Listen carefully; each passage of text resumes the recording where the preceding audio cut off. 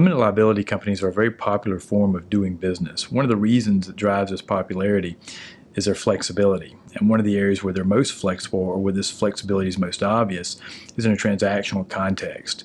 In the C corporation arena, it's not uncommon for sellers to want to sell stock. Conversely, it's not uncommon for buyers to want to buy assets, and this creates a natural tension. This tension is largely mitigated in an LLC or limited liability company environment.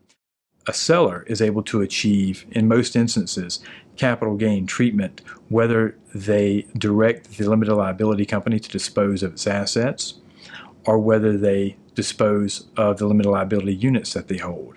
Conversely, the buyer is going to achieve a desired step up in basis of the acquired assets, whether they actually acquire the assets or whether they acquire the seller's units of ownership in the limited liability company. That step up in basis is then going to allow them to take larger amortization or depreciation charges, which in turn increases the potential value of the acquisition to them, which in turn increases the amount they might be willing to pay for it. So what's the takeaway? The takeaway is that LLCs, really from a buyer's perspective and a seller's perspective, can give you the best of both worlds in a transactional context from an income tax perspective.